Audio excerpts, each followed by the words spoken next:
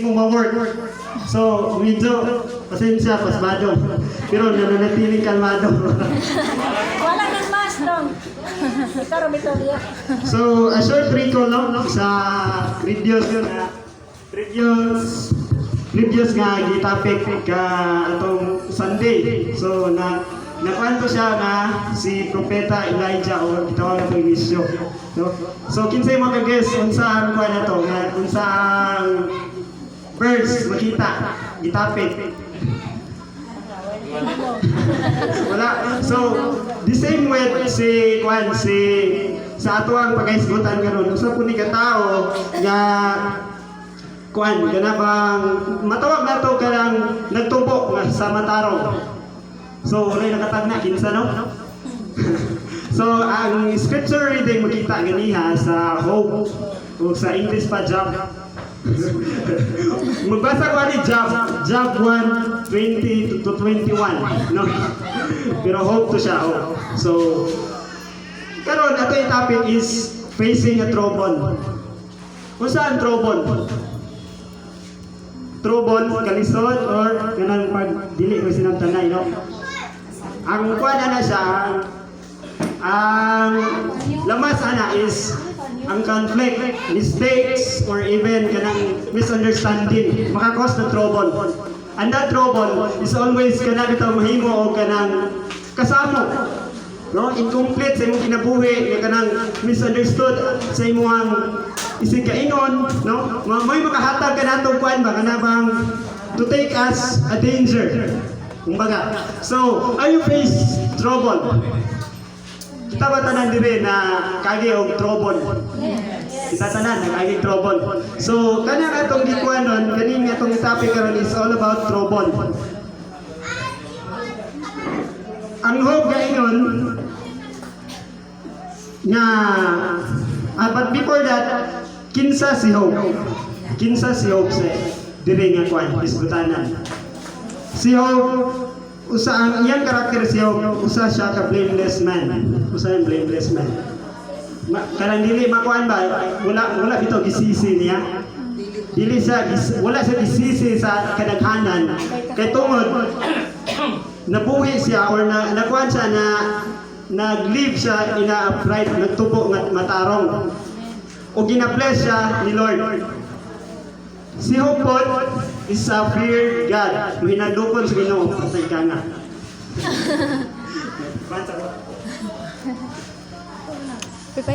Then Hope was a man who turned away from evil.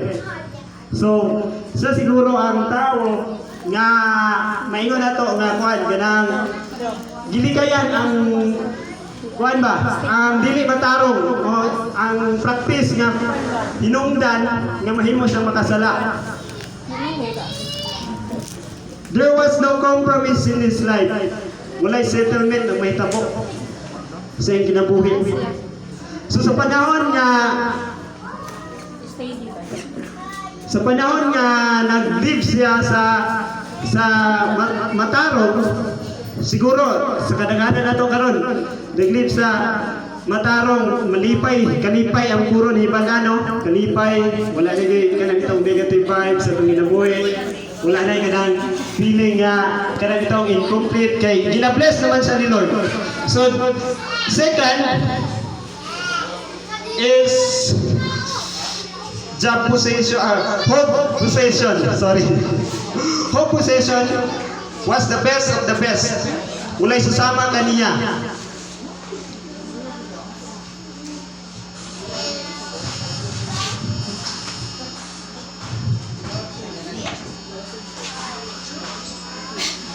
Then Hope enjoyed great wealthy. So sa verse 3,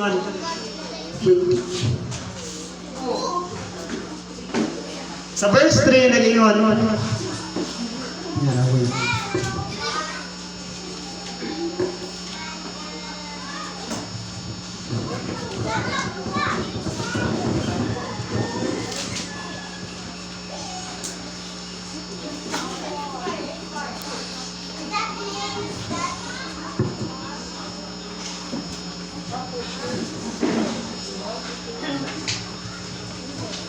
may city mill, may city mill siya kabo kakandero, 2,000 kagamelyo, 1,000 ka baka o 500 ka asno.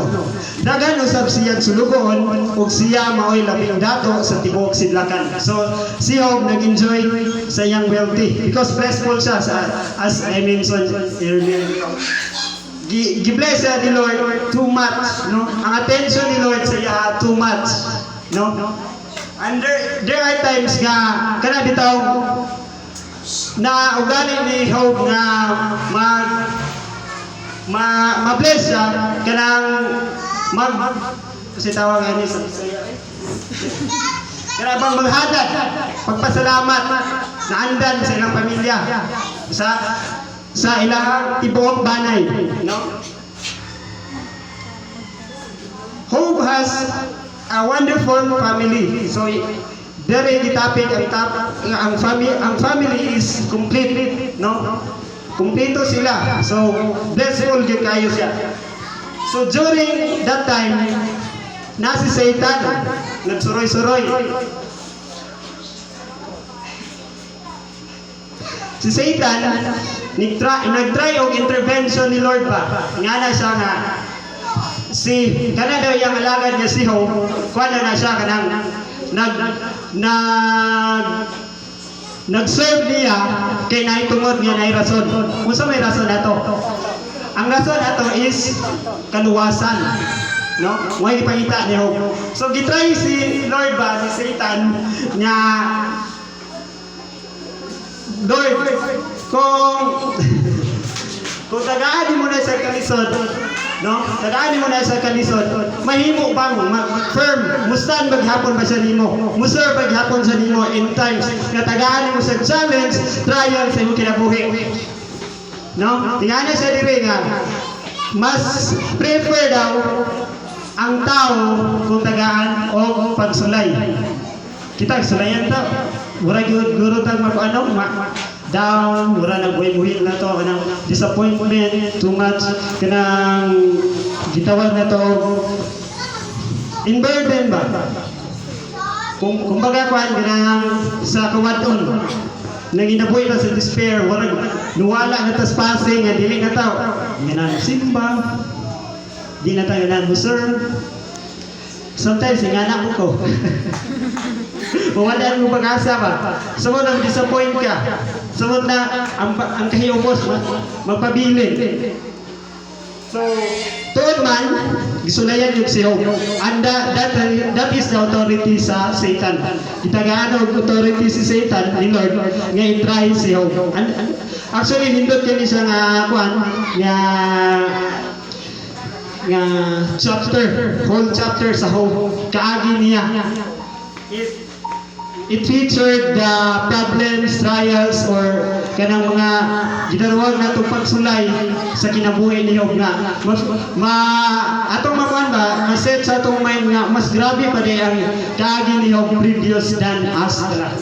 So, to go further, maato na siyang mataken niya sa Job calamity and suffering. So, let's proceed sa Job calamity and suffering. So, Job suffered the loss of his property. So, in Job 1, verse 14 to 17, nangingon, may miabot ngayon sa hero ngadto ang Job. Mayon siya samtang gadaro kami ginamit ang mga igdadarong baka o nanibsip usab sa doon kanamo ang mga asno. Verse 15, kalit lamang miabot ang mga taga-Sibya o gipanakop ang mga asno o ang mga baka o gihurot nilang dala. Gipamatay nila ang tanang sulugoon, nimo o ako ray nakaikyas. Busa aniya ko sa pagsugilon kanimo. So, diri nga part is ang kahayupan gatake ni Job. Ang kahayupan. So, iyang wealth. Libuan kata 7,000 karnero, 3,000 kamilyo, 1,000 ka baka, o 500 ka asno. Too much, daghan kayo. Pero pila ra, daklit lang, nahadaw tanan tungod sa pagsulay. 16. Wala pa gani sa mga humagsulti, may sulugoon na usab nga miabot o mingon. Naigo sa linti ang imong kanino, lakip ang mga magbalantay niini. Nahurot silang kamatay o ako ray nagaigyas, busa aniya ako sa pagsugilon. So grabe. Atong una, iyang kahayupan, ikaduha, kaning kandero. So wala pa kayo nahayup. Dahuman pag isang report, ningon na po ng isa, nga naigo sa linti ang kandero, lakip ng balantay niini. Nahurot sila kamatay o ako ray makaikyas, busa aniya ako sa pagsugilon kanimo.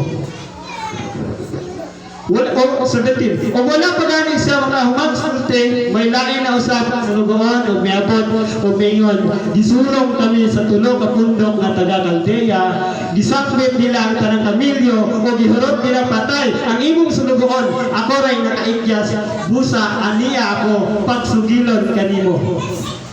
So diri nga part mas gaan pa to kahayupan karon sa next nga kanang pagsulay is unsa man ikuha ang ilahang mga sulugoon tanan wala na yan mo isa na lang nabilin sa upa sa pag-report no pagsugilon kaniya. And who suffered the tragic death of his children? No? Si Job nag-suffered and tragic death of his children.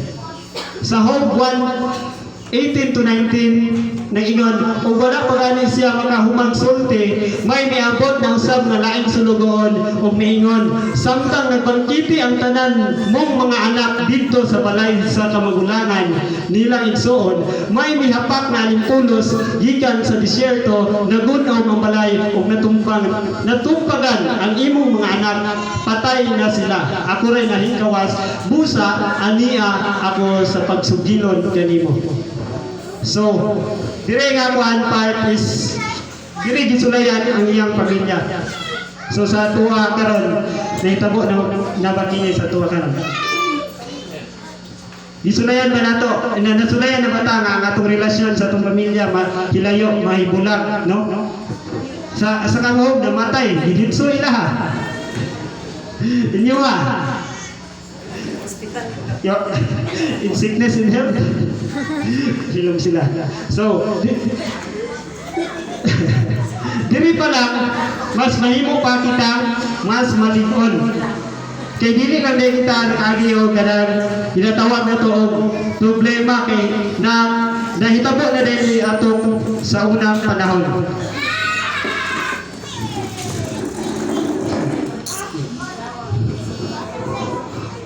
Job experienced loss of his health.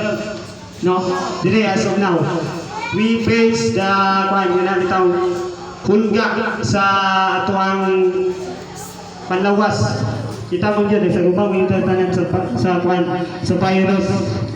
Napugay bago, Omicron. Pero, ang Job na experience is too much kung ikaw maka-experience ani. Kung mabasa nimo ang whole chapter with Job, makita nimo kung unsa kalisod ang iyang kaagi. So Job experienced losses of his will in Job 2:7. Ingon, tutang niya si Satanas gikan sa presensya sa Ginoo. Ug ipaantos niya si Job sa mga lilisang na mga butang ang mga hubad kan sa lapalapa ngadto sa alipulo. Unya milingkod si Job diha sa mga abo o mikuha o tipak sa kulon aron ikagi sa iyang mga samad. Lood guro pa no? Gikan sa tiil padulong sa alipulo hubag no? Hubag. Maskin siguro yung kaon niya magwan ba maglisod o tulon. Tagaliyog niya sakit, ngulungol. Sa inyo, it is too much niya ingon ani. Siguro mo reklamo na ta, Lord, patian na lang ko. Ay na dugay ako kinabuhi, mura maghapon. So yun na. During sa pagsulay, mas nahimo pa ni Job nga na magpabilin sa iyang pagtuo. Nagpabilin. Alaw ito pa na read diri nga part sa iyang kaagi.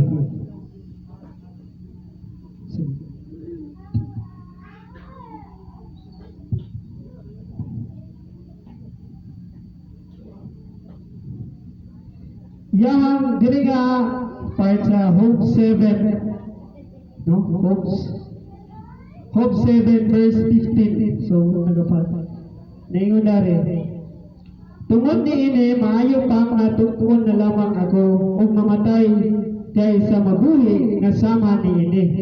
Dili na ako makaantos, gilaayan na ako sa kinabuhi, pasabdi na lamang ako, kay walay kapuslanan ang akong kinabuhi. Nganong gimahal mo man ang tawo, nganong tabdon mo man ang iyang gibuhat, o giusa mo siya sa matag buntag, o gisulayan mo siya sa matag butlog.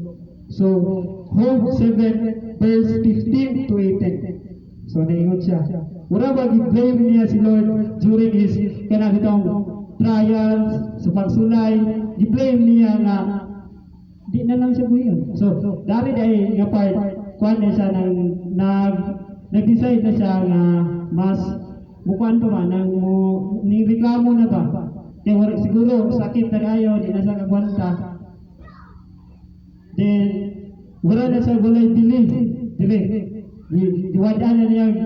Diwadaan na niya bini ang kaugalingon sa pagpanginabuhi. Pero sa kay Lord di ay it's all about trials na din.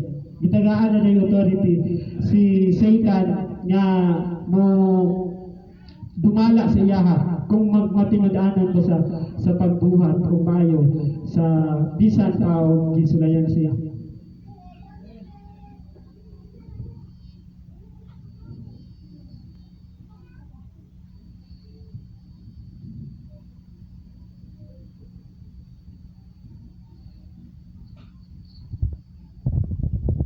In home experience, God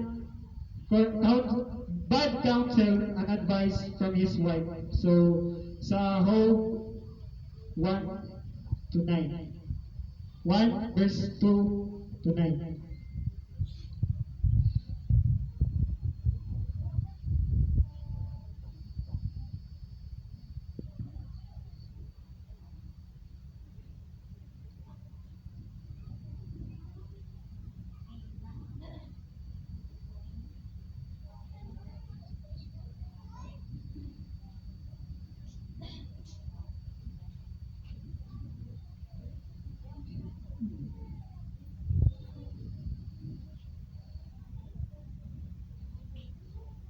Unya giginan siya sa iyang asawa, magpabilin ka bang matarong bisan niining tanan. Balikasa ang Dios o kamatay.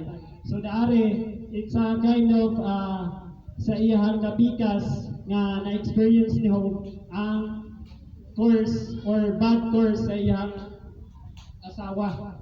So sa di ay kanina yung kuan kaning magbinyo ta agapon diay ang mga pagsulay even kanang gina-treaty na or gina-promise na sa altar, no? Iyon in sickness and health, pero nga naman gano'n man nga ultimo iya asawa nag-advise na nakahiagom ba siya o bad counsel sa iyang kinabuhi.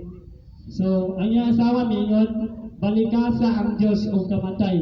So dari iya mismong asawa nagbuhi og istorya nga balikason daw. Gisulaya na po siya. Namatay naman iyang anak, then ang iyang asawa na lang ay nabilin, pero abi na po comfort ang hitabo. So it's a bad influence dahil. Gi-advise ni sa asawa nga balikasa ang Dios nga imong gituman.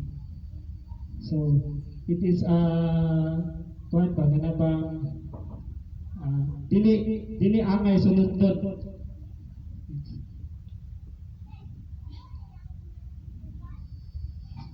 So in the end, no, sa kaagi ni Hope usa lang yun ka kabutang nga atong makatunan ang pagmatinud-anod, ang pagka-strong, ang pagka-consistent, magpabilin. Naaman nato God ang kuan ba kanang bitaw pagsulay. It's always maintain. Mao ni ang gitawag nato package. Yan itaw nga ba strong ta despite sa mga challenges, mas strong ta despite of circumstances sa itong ginabuhi. It is always ba nga ma-remind ta nga ay challenge ra ni. It is always nga mingon ta ay gisulayan ako ni Lord. It is just like Job nga gitrayan ng si Job sa kasakitan, sa iyang wealth, sa iyang relationship with God. And there are times pag inila ka na tao, pag ikaw ang pinakadato diri sa silakan, no? Ngayon pinakadato man sa silakan, no? Sa tibok silakan. So fame siya. Na kaniya ang dungog, na kaniya ang kanang matawag na to kuan kanang nailhan ba? So dagan sa friends na kaniya ang kanang kaayo kay nagtubo man sa maayo sa tuwang kinabuhi. So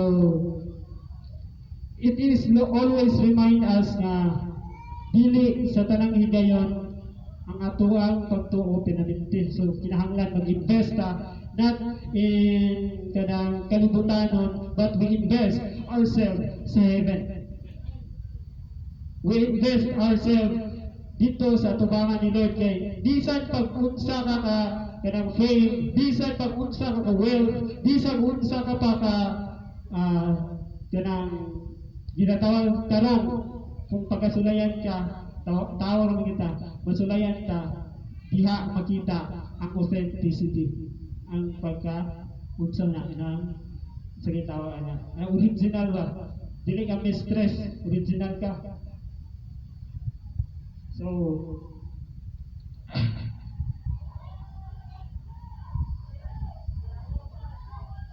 mara po to ako ang i-share about sa kabuhog nga senaryo, no? It's nindot kayo kung taas po tag time nga matiwas kay sa chapter wala dari pa sa kalisdanan, pero at the end nga sa pag-end ani nga kanang itong hisgutanan nagpabilin si Job gihapon sa pag-die o pag-serve ni Lord sa kaugalingon. So sa isip panapos, no, kumain magigsulti niini ang ginungan to kang Job gingnan niya si Elipas. Kato kani Elipas is mga friend ni Job. Elipas, pinasuko ako kanimo ug sa duha mo kahigala. Kay wala ka mo magsulti sa tinuod, bahin kanako sama sa akong alagad nga si Job. Musa pagkuha ka mo 7 ka turong baka ug 7 ka laking kandiro ug gihatag kini kang Job ug ihalad kini alang sa inyong sala. Si Job magamto alang kaninyo ug pamation ko ang iyong pagamto ug dili ko kamo pakaulawan sumala sa amay unta kaninyo. Wala ka mo magsulti sa tinuod, bahin kanako sama sa gibuhat ni Job. Gituman ni Elipas o ni Bildad o ni Sopar ang gisugo kanila sa Ginoo. Kani nga kuan kaning Elipas, Bildad o Sopar mo ni mga friend ni Job nga nag-advise sa iya haba nga wala siya gintero ni nila si Job kay gi-question siya kung unsa ba gyud ang iyang deserve ni Lord, no? Unsa ba gyud, unsa deserve ba gyud niya deserve niya ang Lord, no? Moto na suko ang Ginoo kanila. So nangayo ang Ginoo, nangayo ang Ginoo kanang paghalad ba isip pagkuan ng pagpasaylo sa iyang mga amigo nga despite all of those kanang bad counsel sa pag-advise. It is kuan yun ganito nagpabiling and firm ang ato ang hope. Kinsay maganahan nga sasama kang hope diri. Siguro kita tanan maganahan. Then